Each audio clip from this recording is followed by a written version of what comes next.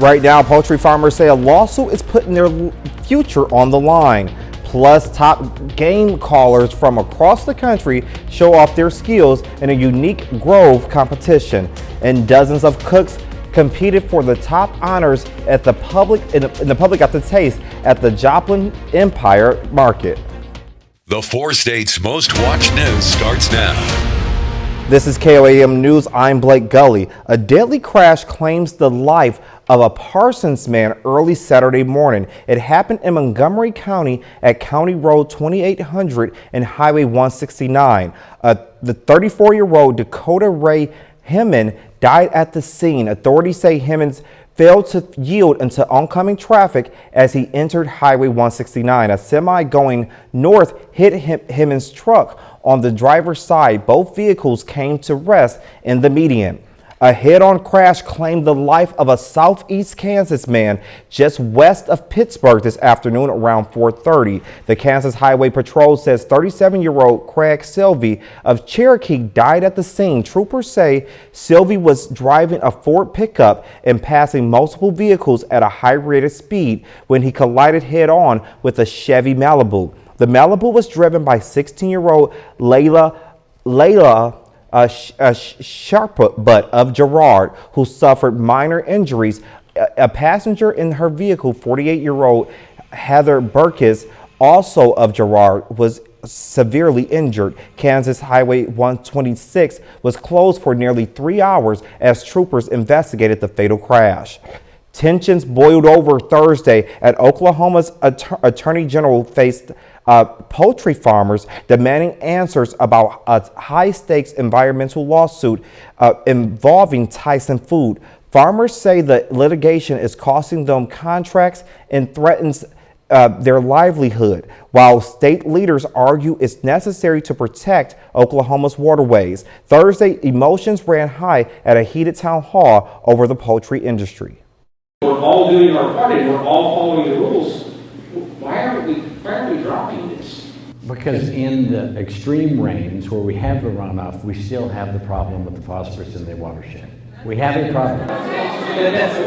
Thursday's crowd of poultry farmers at the Barron Community Center went from questioning the state attorney general's strategy in the lawsuit to criticizing. When I read that and when I hear that, that just automatically turns me off of wanting to listen to you. Then to downright yelling at the state's top prosecutor amid multiple farms' contracts not being renewed by Tyson because of the litigation. People are losing sleep over this. People are talking about suicide and everything else because you're taking away our way of living if you take out the integrator. The facts don't seem to matter. You guys are just after big money and that's it. That echoes what Governor Kevin Stitt slammed Drummond about in December, the last time a town hall meeting was called. So I asked the AG about it. He said he's going to stand with Oklahoma chicken farmers and not big trial attorneys. Why is he wrong with that belief? Listen, his biggest contributors in his campaigns were Tyson's and Simmons. So he's going to do what they want. I'm limiting the outside attorneys to 10% of any monetary recovery. They have a contract for 50. They'll agree to 10. That's not taking care of big trial attorneys. That's taking care of Oklahoma. And for taking care of Oklahoman watersheds, he told these producers he anticipates Tyson settling and ending the lawsuit within the next month. We didn't hear from anyone in the crowd who actually approved of Drummond's actions in the lawsuit, nor were they convinced that he'll get Tyson to settle. Louianne Hayes is one of them. She says if Tyson doesn't renew its contract with her farm, her family will go bankrupt. He said today that George's, in their settlement, $5 million, and that they were going to reduce the number of litter that stays in the watershed. And he's telling me that those other integrators didn't jump on that immediately after what he's proposed by the judge. I don't buy it. I think he's lying.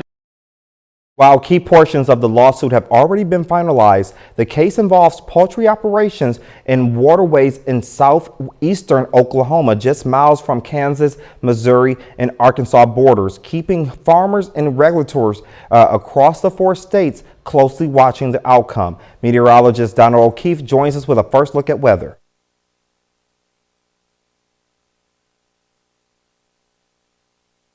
for us as we get into the next couple of days. So for today, we got up to only 34 degrees, 45 degrees is the average, so we're about 11 degrees below average. For tonight, going to be pretty cold, 13 degrees for an overnight low. Wind chill values can be anywhere from 0 to 5 degrees. And there is going to be some winds as well tonight, which is not going to help with those wind chill values. So let's take you through time. This is tonight through tomorrow. We're going to see clear skies as we get into Sunday morning. There's those colder temperatures, low to mid-teens for us Sunday morning. We're going to see mostly sunny skies through Sunday. We're going to rebound back to the mid-40s for us on Sunday afternoon. But it's like I said, we're not going to have that much help with these winds are going to be coming through Sunday morning, affecting those wind chills. So 20 to 25, even 30 miles an hour for wind chill values into tomorrow morning. So a breezy, very cold through Monday. We're going to have overnight wind chill values well below 0, but there is a slight warm up coming by the middle of next week, and I'll have those details coming up. A turkey calling competition took place in Grove, Oklahoma, where participants did their best calls to win prizes. The Ron Jordan Memorial Calling Competition showcases game calling talents from all over the country. Organizers say that people travel from all over, from Mississippi to Alabama to Arkansas, just to show off their calls and potentially take home prize money. I just want everybody to have fun, and we're going to win some prize money. So this is a community of people that travel the country and do this. We've got people from Mississippi, Alabama, Texas, Arkansas, Oklahoma. I don't know where all else, but these guys are a real tight-knit family. Good people. The outdoor brand Mossy Oak served as one of the sponsors for the event, with division winners being given a Mossy Oak gift card as part of their winnings. Chili lovers turned out today at the Joplin Empire Market for the 7th annual Empire Market Chili Cook-Off. The event, hosted alongside the Downtown Joplin Alliance, featured dozens of entries competing for top honors, including the People's Choice Award. After judging, the public was able to taste some of the entries. This is my first time participating in the Chili Cook-Off. The company I'm with has done it before when they were just a taste. But so far I've loved it. It's a great venue. I hadn't been here before, and it's definitely, the turnout's great as well. Proceeds from the event went to supporting downtown programs in the market. Coming up, a plan to turn a Kansas City warehouse into a detention center draws outrage and fast action from City Hall. Plus, after decades of silence, a Vietnam veteran and his wife find healing in a new connection through the wall that heals. Coming up. The feds are looking at opening a detention center in South Kansas City. ICE agents were spotted touring the building Thursday. Andy Elcock reports Kansas City leaders want the actions to stop. That's not something I want in my community. A handful of protesters found the audience they were looking for this morning. They were there as ICE officials and contractors toured this massive warehouse. So was Manny Abarca, who after first being confronted by ICE officers, was allowed to go on a tour with them. We have to stand up and fight back, and if we don't, we're going to lose this democracy. Abarca said the plan is to convert the warehouse to a 7,500-bed ICE detention center as soon as November. But just hours after that tour, the City Council, at the request of Kansas City Mayor Quinton Lucas, approved a moratorium on building any new detention center after this date. What we're saying is Kansas City does not want a mass detention facility. The warehouse is owned by a Kansas City company called Platform Ventures. The original intent of this area is industrial development, but the company could sell it to the federal government. As it stands right now, ICE detainees in our area are housed hours away. About 100 at the Chase County Detention Center in Cottonwood Falls, Kansas, and 215 at the Greene County Jail in Springfield, Missouri. The mayor, the Kansas City Council, Abarca, and protesters clearly don't want thousands housed here. And it's just unacceptable.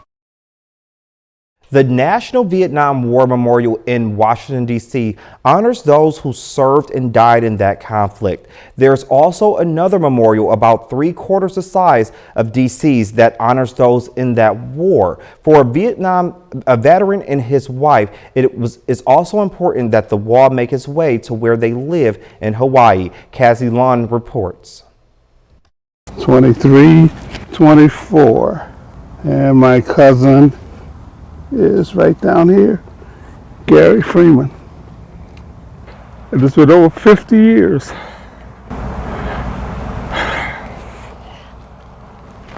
You can't contain it. It just happens.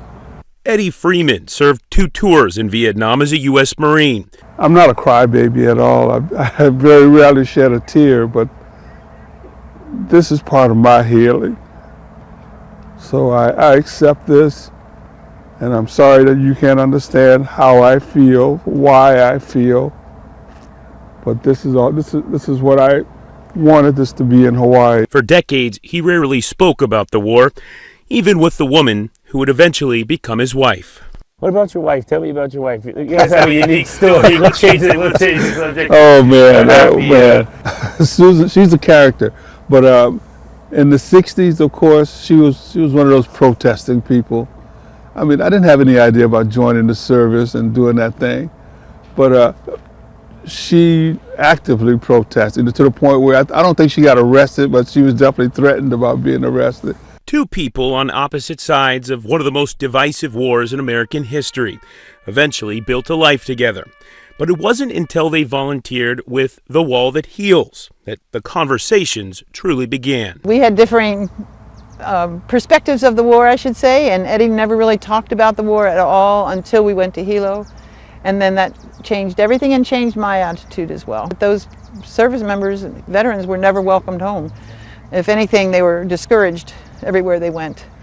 And so now we're welcoming them all home. Together, Eddie and Susan volunteered when the wall came to Maui and the Big Island, asking one question over and over again. We volunteered on the Big Island and Maui, questioned to ourselves why did it never come to Oahu, and then just made it a mission to bring it here. Some people still live in Vietnam in their mind, and this is the only way that that's going to change and they can be real and be whole again. This is part of the therapy right here, what we're doing. It's not about the crowd or people that you're in or whatever. It's having time and space to, I'm not going to say relive it, but that's part of it too. Thank you, bro. A little later, from shock rock to punk legends and big band comebacks, we've got the latest in music news coming up. And we're going to have cold overnight lows and even colder wind chill values into the lower teens. Those details coming up after the break. Well, the cold temperatures are upon us. I'm sure if you're going outside, you can feel just how frigid the air feels on your face. For today, we only got up to 34 degrees. The average is 45 degrees. That means we're about 11 degrees below what we typically would have this time of year. For tonight, 13 degrees for our low. Very cold. Wind chill values can be 0 to 5 degrees on this clear night. And a little bit of wind out there. Winds can still gust up to 20 miles an hour for this evening into the overnight. And as we get into Sunday morning, we can see wind gusts going back out to about 20, 25, even 30 miles an hour, and those wind gusts will dissipate a bit by we get to Sunday afternoon, but then a cold front is going to be pushing back in Monday morning. Now we're going to have wind gusts back up to about 20, 25 miles an hour, and that's going to be a big factor to these wind chill values we're going to have over the next couple of days. So this is Sunday morning. The wind chill values anywhere from -10 to 0 degrees. So make sure if you go outside, do not have any exposed skin, layer up, especially if you're going out to start your car or anything like that. So just make sure there's no exposed skin, because these will feel very cold to the touch if you're exposed. And also into Monday as well, not much better, anywhere from -3 to about 5-6 degrees above 0 for those wind chill values. So you've been probably wondering why it's been so dry because of these colder temperatures. If you're like petting your dog or your cat and you feel a little staticky or you're under a blanket and you can see like little sparks of electricity, that's because it's been so incredibly dry, and just dew points tell that story. Look at these dew points. We are below 0. That's how dry it has been, and it's going to continue to stay dry as long as this cold air is in our region. So let me take you through time here. This is tonight through tomorrow morning. We're going to see clear skies. As we get to tomorrow morning, we're going to have temperatures in the low to mid-teens. Now, that's not even just talking about the wind chills itself. As we get into Sunday afternoon, mostly sunny skies. We're going to rebound about to a mid-40s for Sunday afternoon. Getting into Monday morning, we're going to see some increase in cloud cover. Temperatures are now going to be in the upper teens, lower 20s. And as we get into Monday, staying mostly cloudy as well, but only getting up to about the mid to upper 20s on Monday. So if you're planning your day for tomorrow, mostly sunny skies, high of 44 degrees. degrees for our Sunday. Tomorrow night, dropping down to 18 degrees, clear skies, still cold, still going to be a bit breezy as well. Like I said, those wind chill values. Taking a look at the Indigo Sky Casino and Resort Cam, it doesn't look too bad out there, but it's deceiving because it is definitely cold if you step outside. Let me take you through time for the next week or so. So this is Monday, temperatures in the mid to upper 20s. Then we're going to get into Tuesday. We're going to start rebounding back to around the mid 40s, which is average for this time of year. We'll stick into the mid 40s as we get into Wednesday. Some rain will stay to our south most likely. As we get into Thursday, still about the low to mid 40s. Friday is going to actually be probably our warmest day of the week. We can see temperatures in the mid to maybe even upper 50s down there in the southern counties. But here's another system that we're watching over the next couple of days that could possibly maybe even bring in some snow and some mixed accumulation. But it's still a bit out right now, so we're going to keep an eye on that over the next couple of days. Taking a look at our 7-day, 44 degrees Sunday, dropping down to 28 degrees on Monday, getting into the mid 40s Tuesday through Thursday, staying sunny, getting up to 52 degrees on Friday, and then you can see by Saturday we can have maybe some showers, some snow, some mixed precipitation, but the big story is just how cold it's going to be right now. Yes, again, it is very cold. Thank you, Donald. With the dangerous temperatures outside tonight, an emergency warming center is now open in Pittsburgh. The center will operate overnight until 8 a.m. tomorrow at First United Methodist Church on North Pine Street. Transportation will be available through packed buses, and guests will have access to an array of refreshments. Additional warming centers are also available across the 4 states. You can find a full list right now under weather resources on KOAMnewsnow.com. Still ahead in sports, Pitt State and Missouri Southern basketball teams all have MIAA matchups, and the St. Louis Cardinals come to Joplin for the Cardinals Caravan. Ben McLeish has those stories and more up next in sports. Later. Usually, 4 States Cardinals fans have to make the long trip to St. Louis to see their favorite team play. But today, it was the Cardinals' turn to come to the 4 states. 5 current players and 1 alumni came out to the Taylor Performing Arts Center in Joplin to sign autographs, answer questions, and interact with fans. It was a unique experience for not just the local supporters, but also the players who don't usually get the chance to expand the St. Louis fan base. I'm excited to be here. I'm from a pretty small town in PA, so I got a lot of love for small towns like this, and don't mean you can't raise some real good fans out here, so just excited to meet the people out here. We need the fans. We want to see you this season at a game or multiple. We feel the support. We need the support. It helps us. So, yeah, we love the fans. On the basketball court, Pitt State and Missouri Southern each have MIAA matchups. The Lady Gorillas, coming off 2 straight wins, make it 3 with a 28-point victory over the Broncos. PSU has 4 players score in the double digits, as the Gorillas' offense is far too much to handle for Central Oklahoma. But the men's team can't make it a sweep, losing 69-59 to UCO. Pitt State is outscored by 15 in the second half, as Connor Rogers' 22-point performance isn't enough. The Gorillas pick up their 2nd straight loss. And how about this? The Lady Lions keep on rolling, winning their 4th straight game and their 10th in the last 11. Sophomore Nariah Clay continues to be one of the best young players in the conference, tallying 14 points, 2 rebounds, and 2 assists in MSSU's 66-62 win. But the men's team continues to struggle, falling to the Hillcats 68-55. The Lions had won 2 in a row, but fall apart in the second half, getting outscored by 17 and dropping to 3-5 in the conference. And last night, 2 of our local Southeast Kansas high school basketball teams faced off. It's the Labette County Grizzlies taking on the Pittsburgh Purple Dragons in Altamont.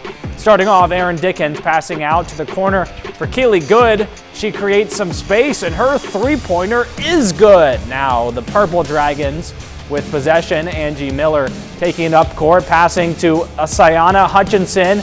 She's going to pull up from 3 and drains it for Pittsburgh.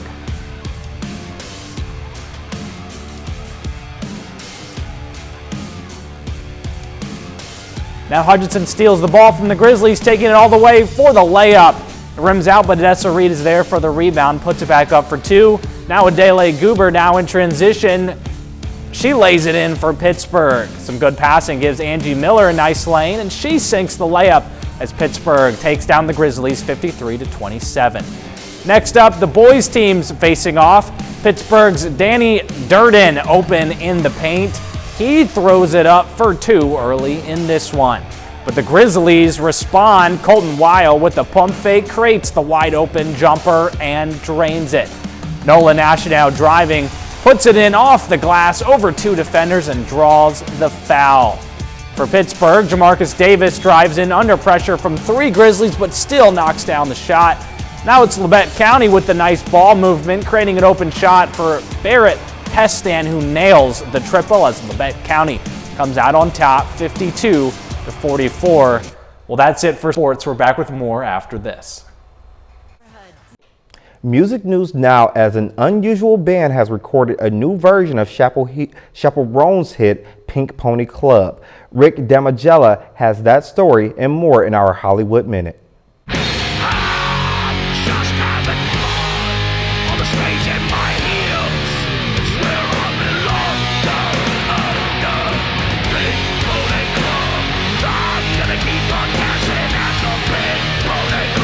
Your ears are not deceiving you. That shock rock band Guar covering Chaperone's Pink Pony Club. The performance was recorded for the band's 7th appearance on the AV Club Undercover series.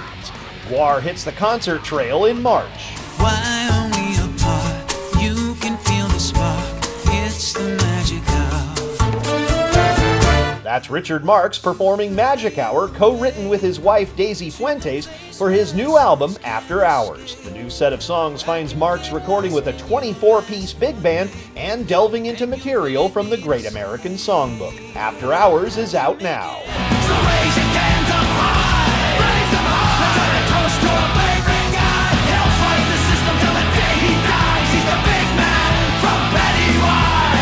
Dropkick Murphys get animated. The Quincy, Massachusetts punk legends have released a new video for the song The Big Man, an ode to Pennywise guitarist Fletcher. The song is from the Murphys' latest album, For the People. The band's new tour kicks off in February. In Hollywood, I'm Rick Damagella.